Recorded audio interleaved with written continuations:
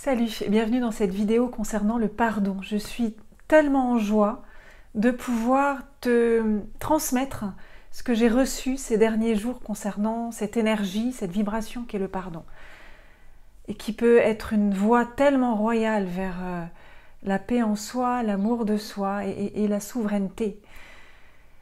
Et peut-être que tu es concerné, peut-être que ça te parle, peut-être que tu te dis que tu as dépassé ce stade-là, que tu as pardonné. C'est peut-être vrai ou c'est peut-être pas vrai. J'aimerais t'apporter aujourd'hui ce que j'en ai appris. Parce que quelquefois, on a tendance à imaginer que le travail est fait alors qu'il n'est pas vraiment fait. Puis quelquefois, on a aussi des difficultés à le faire. Je viens aujourd'hui t'apporter des éclairages sur cette thématique, sur cette vibration, sur cette énergie qu'est le pardon. Est-ce que tu es prêt? C'est parti. Alors d'abord, est-ce que tu sais comment être certain que le pardon est bien là, que tu as bien pardonné quelque chose ou quelqu'un? En tout cas, ce qu'a fait la personne ou à plusieurs reprises ou une fois. En tout cas, est-ce que tu sais comment réellement être certain que tu as bien pardonné, que c'est libéré?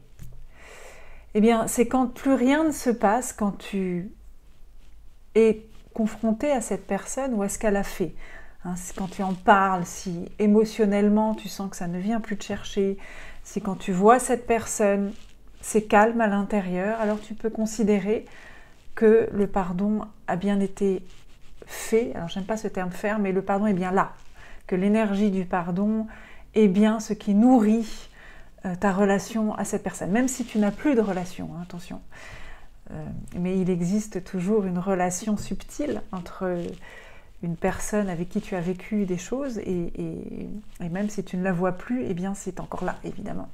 Donc pour être bien sûr que cette relation est non polluée et donc que tu as bien libéré quelque part cette relation, c'est quand à l'intérieur de toi, ça ne bouge plus sur aucun des sujets qui a été sous tension auparavant. Est-ce que ça te parle? Alors, qu'est-ce qui se passe en fait? Pourquoi on a tellement de mal quelquefois à pardonner? Quels sont les mouvements intérieurs qui sont là et qui ne permettent pas d'accéder à ce pardon? Une image qui est assez parlante pour cette histoire de pardon. Hein. C'est un peu comme si deux personnes tiraient sur une corde, chacune à un bout, et qu'aucune des deux ne voulait lâcher, et que donc cette corde était quelque chose qui les maintenait attachées l'une à l'autre, alors même que la solution n'est pas forcément dans ce maintien de cette corde sous tension. Ce qui se passe à l'intérieur, c'est qu'il y a un conflit entre une part de nous qui se dit que la logique, alors, ou même au-delà de la logique, mais que le bon sens voudrait qu'on lâche parce que ce serait ce qui permettrait de libérer la tension et de se libérer. Donc il y a une part de nous qui sait que la solution, elle est dans lâcher la corde. Seulement, il y a une autre part de nous qui n'entend pas du tout de cette oreille et qui ne veut pas lâcher. Pourquoi elle ne veut pas lâcher? Parce qu'elle a l'impression que si elle lâche, elle perd, qu'elle abandonne, qu'elle s'abandonne, qu'elle capitule quelque part, qu'elle renonce à obtenir ce qu'elle considère comme être la victoire, qu'elle renonce à obtenir ce qu'elle pense que l'autre pourra lui apporter. Tu vois le problème?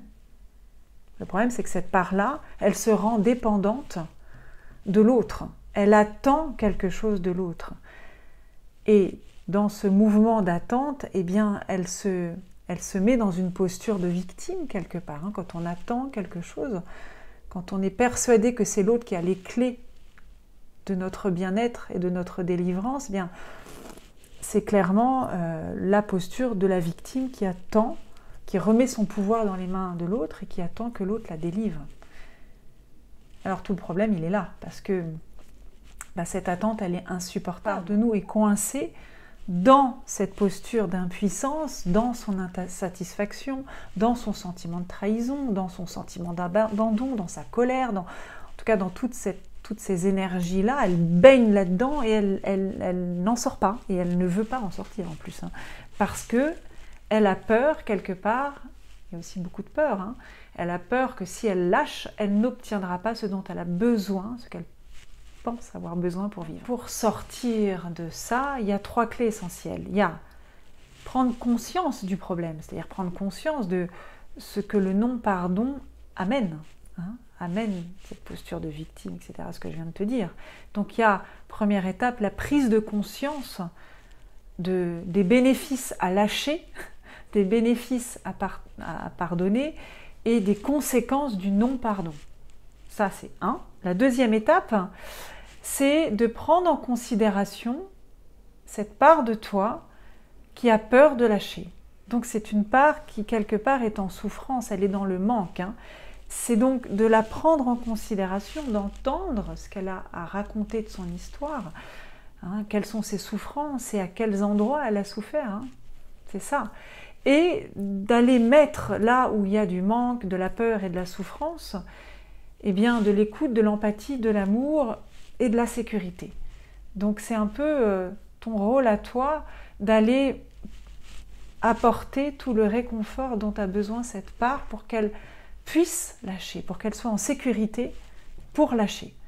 Ça, c'est ce que tu peux apprendre à faire de manière assez précise dans le programme Extrasensible dont je te mets le lien sous la vidéo. C'est très précisément cet apprentissage de comment j'écoute toutes ces parts à l'intérieur de moi et comment je peux leur apporter ce dont elles ont besoin pour qu'elles relâchent toute leur pression quelque part, hein, qu'elles relâchent